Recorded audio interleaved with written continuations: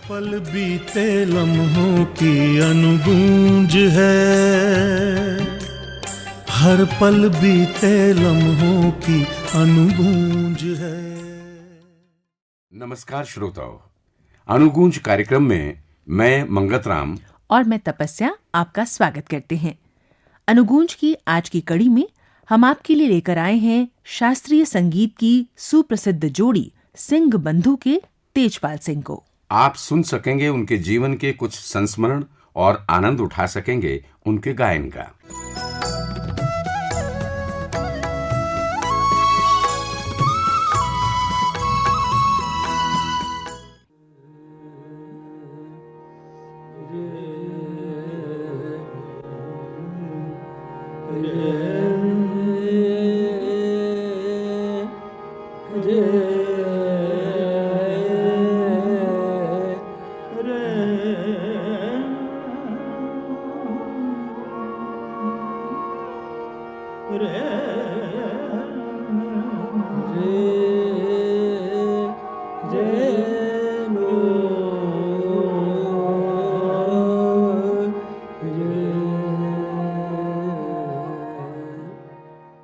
हिंदुस्तानी संगीत में सिंह बंधुओं का नाम बड़े सम्मान से लिया जाता है। सिंह बंधु का संगीत क्षेत्र शास्त्रीय संगीत के दुर्लभ रागों से लेकर गजल, भजन, गुरबानी और शबद कीर्तन तक विस्तृत है। उस्ताद आमिर खान के शिष्य सिंह बंधु ने लगभग 5 दशकों से अपने गायन के द्वारा इंदौर घराने की परंपरा को आगे बढ़ाने का कार्य किया है। उन्होंने देश ही नहीं बल्कि विदेशों में भी भारतीय संगीत की परंपरा का प्रचार प्रसार किया है। सिंह बंधुओं में पंडित तेजपाल सिंह बड़े हैं और पंडित सुरेंद्र सिंह छोटे हैं। पंडित तेजपाल सिंह का जन्म सन 1934 में लाहौर में हुआ था। आकाशवाणी को दिए गए एक साक्षात्कार में अपने बचपन को याद करते हुए उन्होंने कहा था, मेरे पिताजी एक डिप्लोमा होल्डर थे इंजीनियरिंग में। तो जैसे ज़िंदगी में होता है, ओवरसीयर के बाद तरक्की होती रहती है, उस प्रकार का एक साधारण परिवार था। मेरे पिताजी 24 दिसंबर 1956 लॉन्ग बैक, मेरे माताजी 1973 में 8 जुलाई को इस धरती से चले गए। मेरे पिताजी, जिनको मैं बाऊजी कह के पुकारा करता था, और अपनी माताजी को मैं बीजी कह के पुकारता था। तो जब बाऊजी घर में आते थे तो जैसे उस वक्त का रवाज था, ठंडा कोट डालते थे, गर्मियों में भी। सर्दियों में तो गर्म कोट डालते थे, पैंट और वो, लेकिन गर्मियों में छाता भी लेके जाते थे क्योंकि लाहौर में धूप बहुत ज़्यादा होती थी। सब बातें मुझे याद हैं। और वो बहुत ज़्यादा बोलते नहीं थे, वो अंतर्मुखी थे मेरी दृष्टि में। और माताजी जो थीं वो काफ़ी वर्सेटाइल थीं, गाना भी गा लेती थी थोड़ा बहुत, और उनको बहुत सारी धार्मिक जो कथाएं हैं बहुत याद थीं। हिंदुस्तानी संगीत के उन्नयन में आकाशवाणी के योगदान को बताते हुए साथ ही अपने पहले रेडियो प्रोग्राम का संस्मरण सुनाते हुए पंडित तेजपाल सिंह ने कहा था, जब मैं 9 वर्ष की आयु में तकरीबन प्रवेश कर रहा था तो मेरे छोटे भाई सुरेंद्र सिंह, वो तकरीबन 5-6 वर्ष के होंगे। तो हम लाहौर रेडियो में गए ऑडिशन देने के लिए। हमारे एक मित्र थे परिवार के, वो हमें ज़बरदस्ती ले गई, अच्छा गाते हैं तो ले जाओ। वो 5-6 साल का ही था। तो वहाँ गए, जो पहला कार्यक्रम लाहौर के बच्चों के प्रोग्राम में हुआ। कोई उन दिनों इंतज़ार की कोई ज़रूरत नहीं थी कि चिट्ठी आएगी कि नहीं, आहिस्ता से बोल दिया 7 जून। मुझे समझ ही नहीं कि क्या बात है, और सुरेंद्र को तो बिल्कुल ही समझ नहीं आई।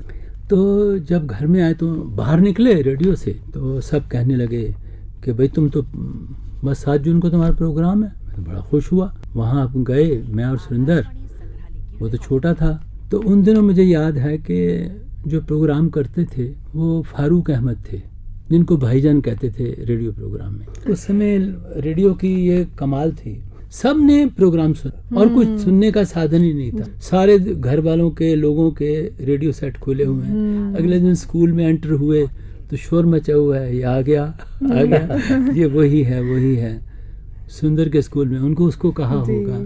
तो that's quite a pleasant memory. और ऑल इंडिया रेडियो की तो कमाल है, इतना योगदान है कि कितना प्रोत्साहन मिलता है किसी बच्चे को कि जब, और एक बात मैं और कहे बगैर नहीं रहूँगा कि जब मैं रेडियो स्टेशन गया तो स्क्रिप्ट बांट रहे थे, एक ड्रामा होना था, इंस्पेक्टर साहब आए, मुझे उसका नाम याद आ गया, तो स्क्रिप्ट बांट रहे थे, तो मैंने सोचा सबके लिए बांट रहे हैं, मैं भी उठ के खड़ा हो गया, मैं कि मुझे भी दीजिए। तो मुझे भाईजान कहते हैं फारूक अहमद कि तुम उर्दू पढ़ लेते हो? मैं पढ़ लेता हूँ जी। तो कहते हैं अच्छा पढ़ो यहाँ से। मैंने लाइन पढ़ दी, तो उन्होंने कहा तू भी बैठ जाए इधर हिस्सा ले ड्रामे में। And you will be surprised कि ड्रामे मैंने इतने किए लाहौर में कि हर हफ्ते मतलब आना ही आना है प्रोग्राम। हर उनके जो ड्रामे में जो नाटक होता था तो उसमें मैं जाता ही जाता। विभाजन के बाद उनका परिवार दिल्ली आ गया और दिल्ली के करोल बाग इलाके में रहने लगा। दिल्ली के मोरी गेट के पास एक सरकारी स्कूल में उन्होंने दाखिला लिया जो रिफ्यूजीज के लिए था। सिंह बंधुओं के बड़े भाई का नाम प्रिंसिपल जीएस सरदार था, जो उनसे लगभग 11 या 12 वर्ष बड़े थे। किसी कारण से 5 वर्ष की आयु में वे दृष्टिहीन हो गए थे। परिवार वालों ने जीएस सरदार को शास्त्रीय संगीत की शिक्षा देनी शुरू की और इस तरह सिंह बंधुओं को संगीत का परिवेश बचपन में ही प्राप्त हुआ। शास्त्रीय संगीत के लिए ट्रेनिंग के महत्व को बताते हुए पंडित तेजपाल सिंह ने कहा, देखिए गॉड गिफ्ट तो होता ही है, तभी कोई भी व्यक्ति आगे बढ़ता है, लेकिन उसके साथ साधना की बहुत आवश्यकता है, अभ्यास की आवश्यकता है। और अगर आपने शास्त्रीय संगीत गाना है तो एक पर्टिकुलर टाइप की आपको ट्रेनिंग की भी ज़रूरत है, क्योंकि हमारा जो शास्त्रीय संगीत है वो शास्त्र में बंधा हुआ है, उसके नियम है, उसकी परंपरा है, और जो परंपरा है उसका पालन करना भी बहुत ज़रूरी है। तो उसके लिए भाई साहब शुरू से ही छोटे छोटे ख्याल ज़रूर सिखाते थे लाहौर से ही, और फिर गाते भी थे। रेडियो में भी फिर गाने लगे, भोपाली गा दी, यमन गा दी, एरी आली पिया बिन, से जो साधारण जो बंदिशें हैं वो गा के थोड़ी बहुत ताने माने याद करके गा दी। और गुरुद्वारे में भी काफ़ी फिर शब्द गाने लगे, थोड़े से याद कर लेते थे। तो हर जगह इट वॉज ए क्यूरियोसिटी के इतने छोटे बच्चे दोनों मिलके गाते हैं। तो उस समय कुछ सिंह बंधु का नाम तो था नहीं, तो काके कहते थे, काके आ गए हैं। तो अच्छा लगता था कि ये अगर किसी चीज़ को एक ध्यान से और एक कला के रूप में उसको ग्रहण करके आगे बढ़ना है, उसमें कुछ नाम बनाना है, फिर तो आपको नियमित तौर पे सीखना पड़ेगा और बहुत अपने आप को मिटाना पड़ेगा। 10वीं की परीक्षा पास करने के बाद पंडित तेजपाल सिंह ने सन 1951 में हिंदू कॉलेज में दाखिला लिया। उन्होंने हिंदू कॉलेज से बीएससी और गणित में एमए किया। हिंदू कॉलेज में उनकी मुलाकात दर्शन शास्त्र के प्रोफेसर एसके सक्सेना जी से हुई, जो संगीत के विद्वान थे। उन्होंने पंडित तेजपाल सिंह को संगीत की गहराइयों से अवगत कराया। जो संगीत है वो बहुत एक महान चीज़ है, जो कि पहले मैं नहीं समझता था। पहले मैंने इसको बस ऐसे लाइटली कि कंपटीशन जीतना है और हो गया काम। तो और भाई साहब ने कुछ परीक्षा भी पास करवा दी, वो भी मैंने हाफ हार्टेडली दी, भदखंडे की, भदखंडे यूनिवर्सिटी की, मध्यमा की। तो लेकिन सक्सेना साहब ने मेरे अंदर एक बात जो भरी वो ये कि संगीत बहुत ऊंची चीज़ है और ये ऋषि मुनियों की देन है, और बड़ी ऊंची ऊंची बातें मैं सुनूं। पहले तो मैं समझता था ठीक है, ऐसे ही लोग गाते हैं, ठीक है, तो मैं भी ताने मार लेता हूँ और अपने आप को सबसे ऊंचा समझता था कलाकार। पर जूं व्यक्ति किसी कला में या किसी भी चीज़ में उतरता है तो उसको लगता है कि वो शून्य के बराबर है, और जूं आगे बढ़ता है अपनी कमजोरियां ही नजर आने लगती हैं और कुछ आगे नजर नहीं आता। आइए अब सुनते हैं सिंह बंधु पंडित तेजपाल सिंह और सुरिंदर सिंह से राग पुरिया धनाश्री।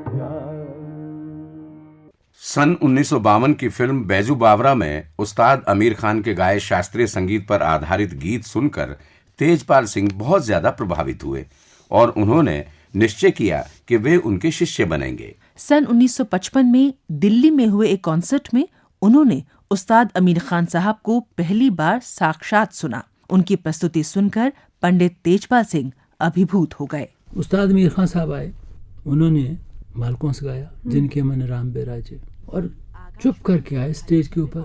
कोई दिखावटी पान नहीं, कोई कुछ नहीं। आया, हाथ यूं किया, माथे तक ले गए जैसे सलाम करते हैं, आंखें नीची और आके बैठ गए योगियों की तरह। आंखें मूंद ली, तानपुरे बजने शुरू हो गए और मालकौंस शुरू हो गया। मैंने कहा यार तो आंखें नहीं खोलते खान साहब। मन में बलबले उठ रहे, कमाल हो रही है, कमाल हो रही है। तो पहले ही मन में होता है। और फिर वो अच्छा तो गाते ही थे, तभी वो आते थे। तो उन्होंने मालकौंस गाया, उसके बाद आभोगी गाई, चरण धराए। वो चरण धराए की बजाय चरण घराए कहते थे। बाकी सारे जो कलाकार हैं, अधिकतर जो कलाकार हैं, वो चरण धराए गाते हैं। वो आभोगी में वो चरण घराए गाते थे। तो उनको मैंने पहली बार तब सुना। मैं तो आई वॉज डीपली शेकन कि क्या हो रहा है, ये गाना है। तो कोई ऐसे लगता है कि दूसरे जहान में पहुंच गया। ये तो मुझे लग ही नहीं रहा कि इस धरती का गाना है। को किसी परवाह ही नहीं उनको। तो इतनी मुश्किल से मुश्किल तान जाए जा रही है और कोई हाथ ज़्यादा नहीं हिल रहा। हाथ थोड़ा बहुत तो हिलता है और आंखें बीच बीच में खोल भी रहे हैं। ये नहीं कि आंखें बिल्कुल बंद हैं जैसे लोग कहते हैं। आंखें खोलते थे बीच में, तबले वाले को इशारा करना या बीच में कभी कभी वो। पर मुझे लगता था वो उनकी जो आंखें खोलनी है वो खुमारी है। उसमें उनका वो नहीं कि ऑडियंस का रिएक्शन, वो उनको पता है। वो तो ही always addressed music to himself. It was self addressing music. Pandit Tejpal Singh ने कई वर्षों तक धैर्यपूर्वक उस्ताद आमिर खान के शागिर्द बनने की अभिलाषा हृदय में संजोए रखी और इस दिशा में प्रयास करते रहे। अंततः उनकी ये मेहनत रंग लाई। कि जब कोई मनुष्य सोच ले किसी बात का तो शायद भगवान फिर साथ में आके खड़ा हो जाता है। तो फिर 1963 में एक बार अम्मा मतलब गुरु माँ मुन्नी बेगम, उन्होंने मेरे ऊपर कृपा करी। तू आता रहता है, खान तेरी कहाँ बात सुनेगा। मैंने कहा अम्मा जी आप ये कुछ करिए। तो क्या करूं? मैंने कहा उनको मेरा गाना ही सुनवा दीजिए, अगर ये काबिल समझें। तो मैंने उनको कहा, मैंने प्रेयर करी कि भाई प्रार्थना की कि आप मुझे इनको मेरा गाना सुनवा दीजिए। कैसे सुनो? मैंने कहा कल रेडियो में गा रहा हूँ, दोपहर को 12:30 से 1:45, फिर रात को। फिर मैंने बताया उनको, 3 टाइम बता दिए। मैंने कहा किसी समय इनको सुनवा दीजिए, अगर ये काबिल समझें तो मेरा सौभाग्य होगा। और फिर तो आप यहाँ बैठी। तो अम्मा ने जो कमाल की कि उन्होंने जूं 12:30 बजे उन्होंने रेडियो ऑन कर दिया। उस समय लाइव होता था। मुझे याद है मैं बिंद्रावनी सारंग गाया था। तो मेरे मन में जब लाल बत्ती आई, मेरा मन तो धक धक धक कह रहा है कि भाई शायद खान साहब भी ना सुनते हो या अम्मा सुनती हो।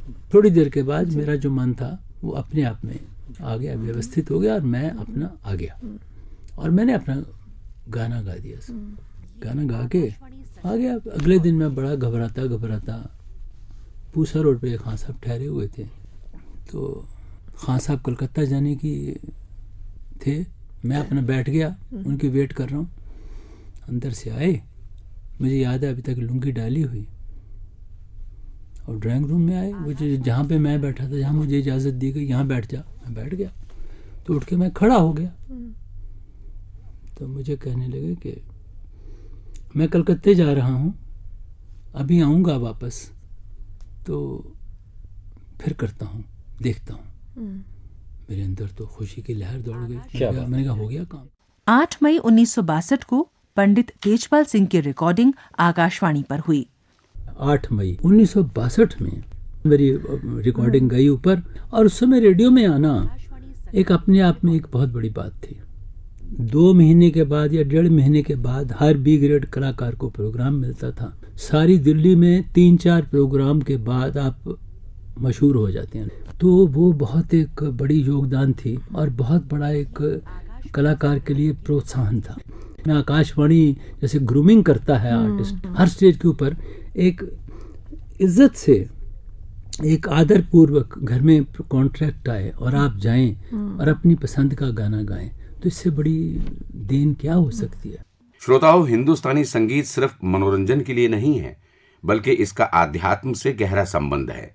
संगीत और आध्यात्म के परस्पर संबंध की चर्चा करते हुए पंडित तेजपाल सिंह ने कहा, मुझे हमेशा ये लगता रहा कि संगीत और अध्यात्म शुरू से अंत तक जुड़े हुए हैं और परमात्मा तक पहुंचने की पहली सीढ़ी यही है संगीत। क्योंकि मैंने ये भी जिंदगी भर कोशिश की है, मुझे यही लगा कि शायद ये पहली सीढ़ी यही है। क्योंकि अगर देखें तो दोनों ही संगीत और अध्यात्म का जो उद्देश्य है वो आत्म उत्थान का है, तो आत्मा को उठाना, संगीत भी यही कहता है। आइए अब सिंह बंधुओं के शब्द गायन का आनंद उठाते हैं।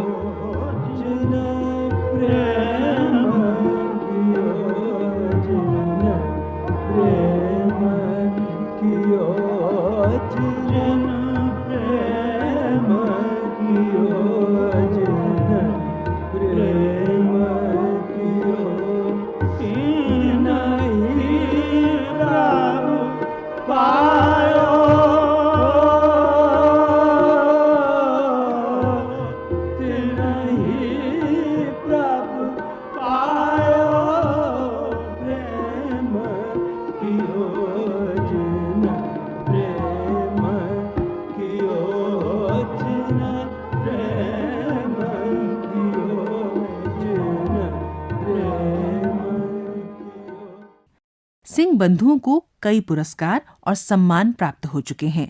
उन्हें साहित्य कला परिषद द्वारा तथा पंजाब और हरियाणा सरकार द्वारा भी सम्मानित किया गया है। उन्हें सन 2004 में शास्त्रीय संगीत में अपने योगदान के लिए संयुक्त रूप से संगीत नाटक अकादमी अवार्ड से भी सम्मानित किया गया। पंडित तेजपाल सिंह आज भी संगीत साधना में लगे हैं और दिल्ली में रहते हैं। तो अब हमें यानी मंगत राम और तपस्या को दीजिए अनुमति। नमस्कार।